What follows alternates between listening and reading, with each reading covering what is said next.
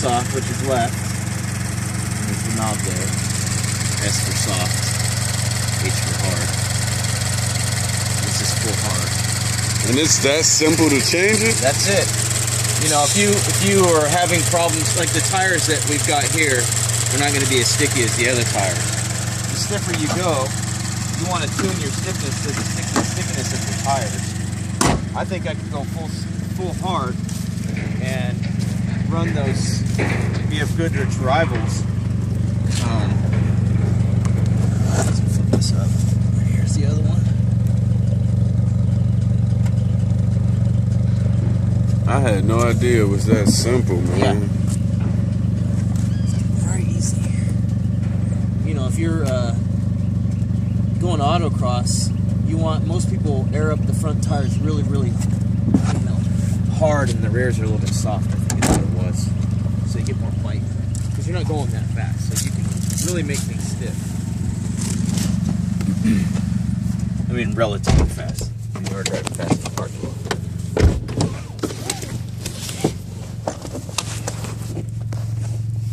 If you hold down the off for the traction control,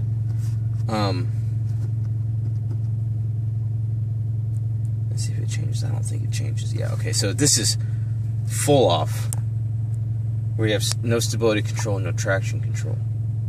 But even if you want to just no traction control, you can just hit the button once and it'll take the traction control off. But it doesn't keep you from spinning.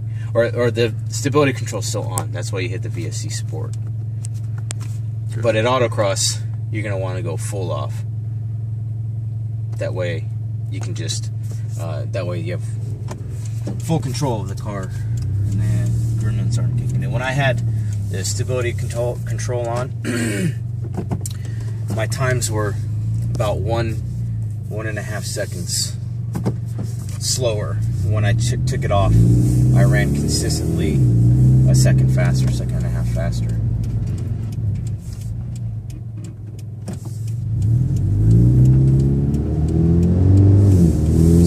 It is in drive. So even in sport mode and drive, it normally would hold the revs longer, but we're not driving it as fast. I think the computer in this is really very different from my Evo X MR because this one senses kind of throttle position. It doesn't keep you in a high gear. Now granted, it's keeping us in third gear. My Evo would keep me in second gear. And it would just, it always wanted to go to the top end of the revs. This one doesn't really act like that.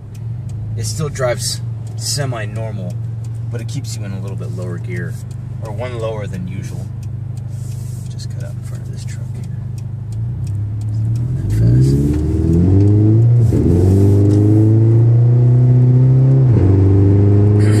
So I'm just probably at about 30 or 40% throttle. Feel there's a little bit more bounce in the car. It'll take a second, I think, for everything to kind of settle. You said before it was on full soft? It was full soft before. Even on full soft, it still felt way stiffer than my car. Yeah. I mean, it's still a lot stiffer than stock because the spring rates are going to be. Well, the spring rates on this car, from what I read, I didn't look closely at the numbers. From what I read, they are a little bit harder than in the rear and then a lot harder in the front than stock, so naturally you'd feel it. I've heard, there's other coilovers that you can get where the springs are much harder.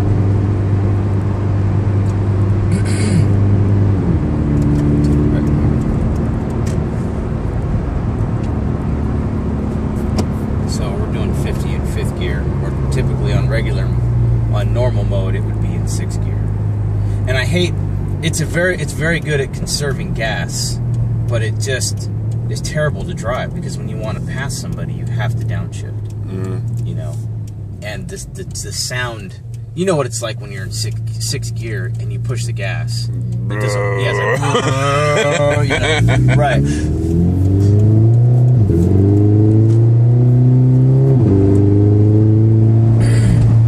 Now, one feature I do like is I haven't had a bunch of cars that were automatics like this. I only had one other one. It was that Evo. And the difference, though, was the Evo had the paddles on the they weren't on the steering wheel. They were on the I can't remember which column. On the column, right? The paddles were on the column. They weren't on the wheel.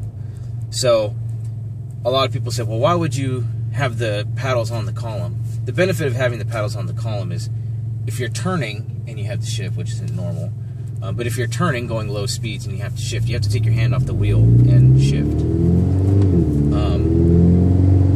But if you have them on the steering wheel, then you can just shift from the paddle when you're turning. But what about if you're like turning all the way around? See, when we did that right-hand turn in first gear, if you're doing a sharp right-hand turn, you have to use the stick. You can't use the paddles. Now, if I had paddles on the column, it wouldn't be that big of a deal. So there's a little bit of a trade-off. I think it's more of just a learning curve.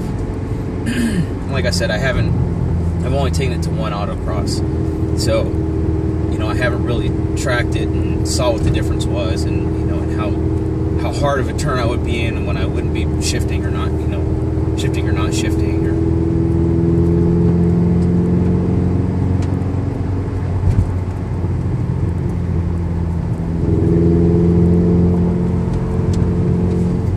Damn, that's nice.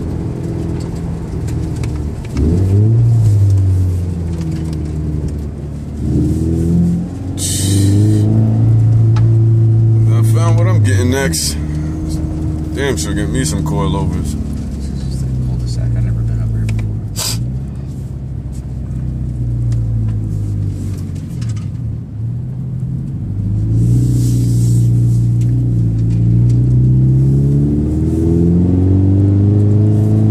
See, like normally in a manual, you'd be just in second gear. I think that's just how manual drivers are. They, if you don't have to shift, you won't shift. But in an automatic, the reason it feels sluggish is because it's just doing what it's supposed to be doing at that particular RPM. So it just naturally wants to shift. So that's that sluggishness that people talk about. Is it's sitting in such a high gear,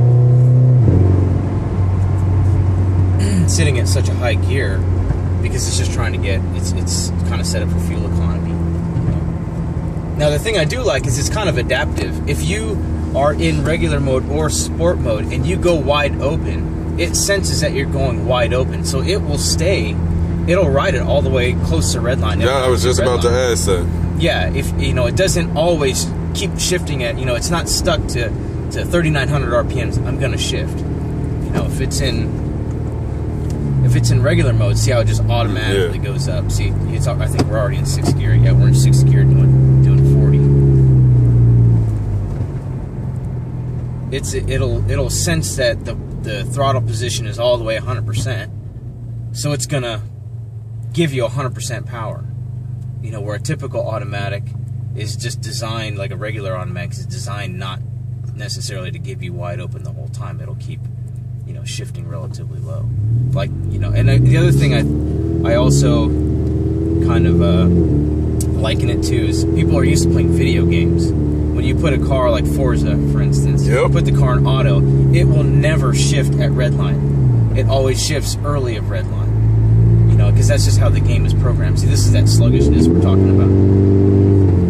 People who test drive the car, they don't know enough about how things work to know, okay, if I just stick it in sport manual, now I'm 2nd gear, like I would be in a normal, manual, because I want to hear my exhaust. I like to hear a rev match and downshift, and that's how I normally drive. In an automatic, you don't necessarily get that. I never knew that.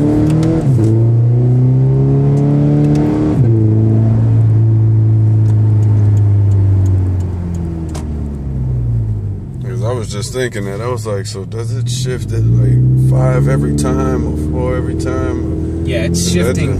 It's shifting based on my throttle position. Because it knows I'm not asking it to go fast. And it's in sport mode. I'm not asking the car to go fast, so it's not going to, keep revving all the way up. It's going to drive economically or normally.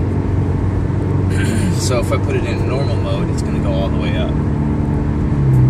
Now we're sitting in 6th gear. No, when we were in 4th gear, now we're sitting in 6th gear. So I'll slow down.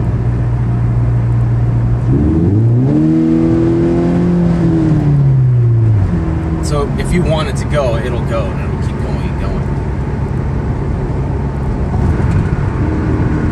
Now, if you want to pass somebody, just paddle shift down and it'll downshift it to the next gear. This is something I found out as well.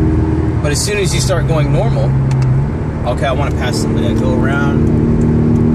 In fact, you can downshift as many times as you want.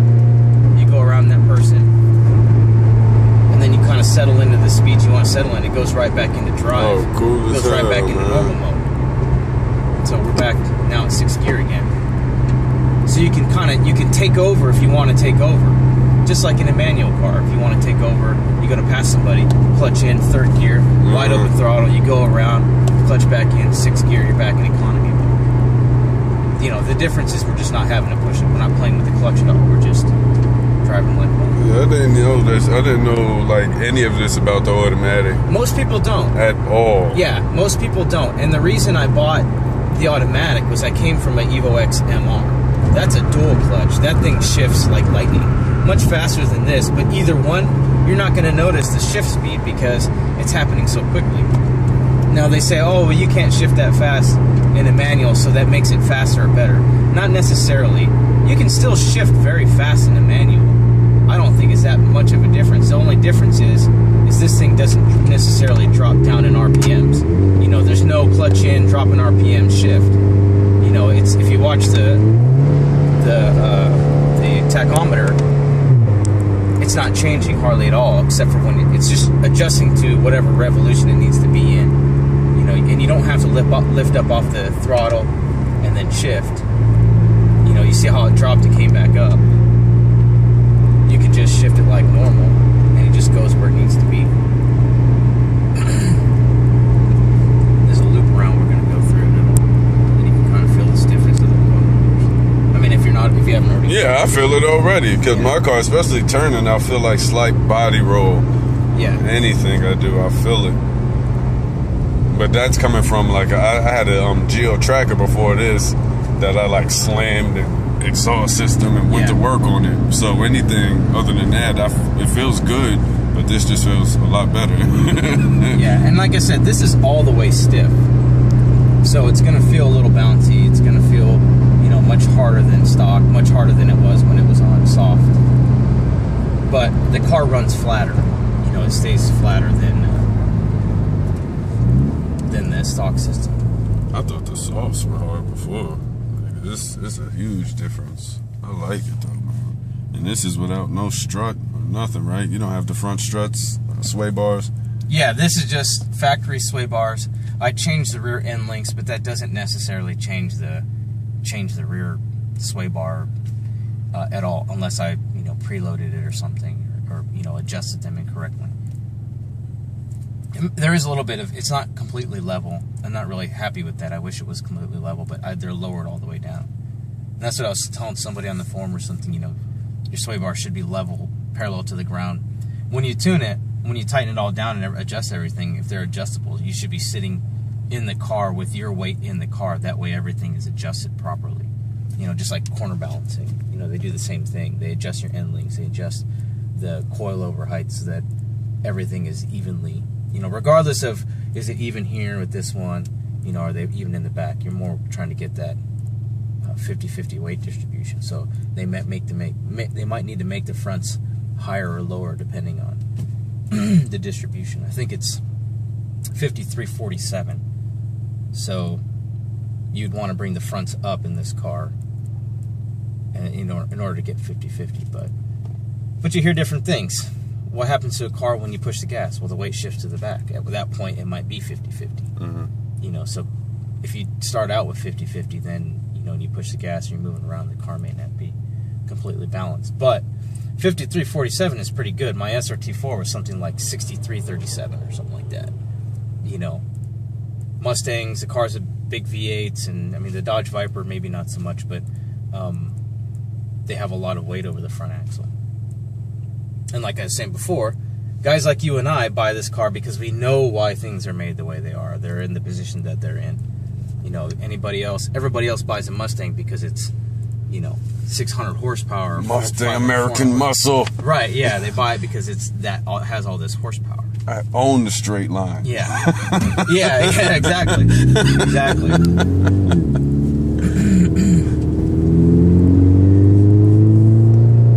thought I knew a lot until today. Like, I didn't know anything about it as far as like suspension handling, just anything with that, and just how much of a difference coilovers make. That is nuts. So here, this is obviously with coilovers, and the car's running very flat. All right.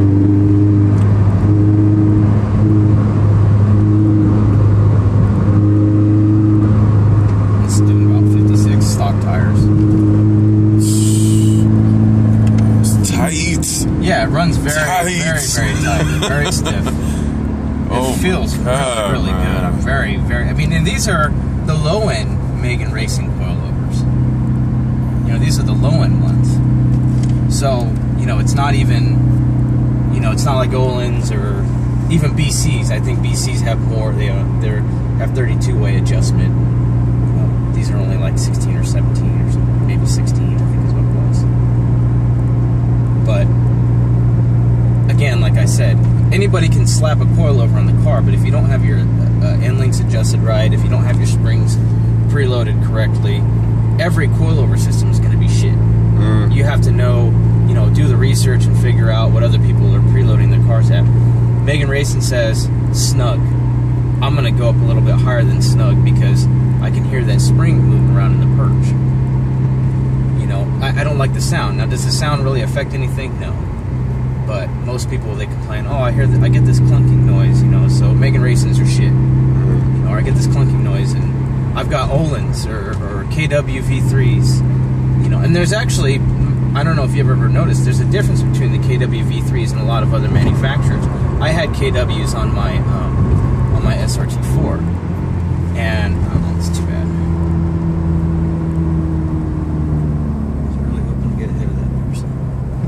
I had KWs on my SRT4, and you can only adjust them so low. It's not like the ones you see now where they adjust inside of the like the tube. The whole thing moves up and down. On those ones, it actually adjusts the preload on the spring, and you pay $2,500 for them. I paid, I think, $1,200 for mine.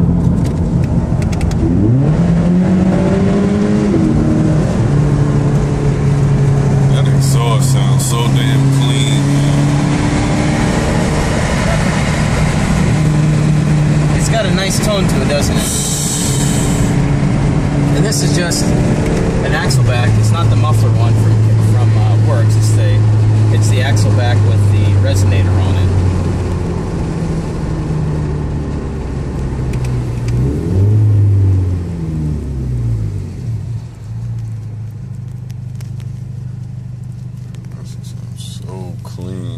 Now the one that you're getting has two big cans. It's going to be a much deeper tone than this.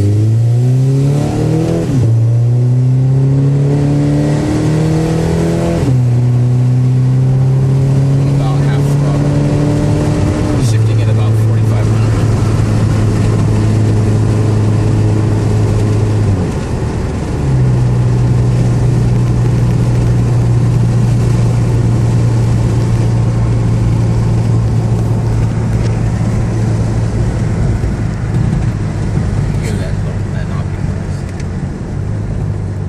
This is a feel that I would like chase too. Like I'd get the struts and springs and this and that and just coilovers.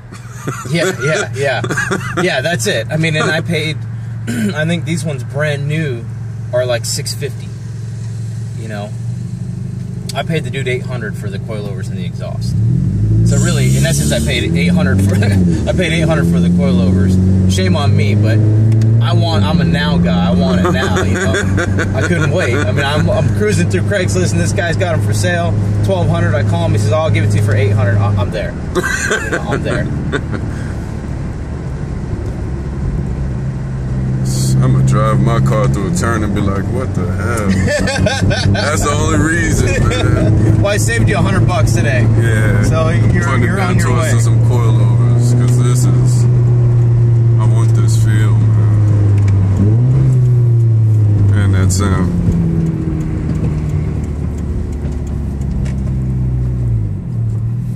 Oh, and this won't let you shift. If you're going too slow, it won't let you shift up. There's a little arrow next to the gear number. So the arrow's down, right? So I can't go up no matter how many times I try until I get up to a certain speed. If I get up to a certain speed, then it'll show 2 arrows. Then I can shift up to the next gear. I don't remember my Evo having any arrows or anything like that telling me what I could and couldn't do.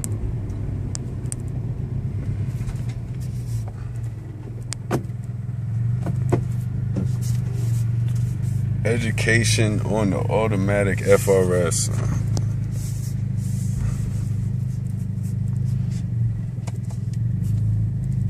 But when you get one, or whoever buys one, will it feel like this? Hell no. This shit was great, man.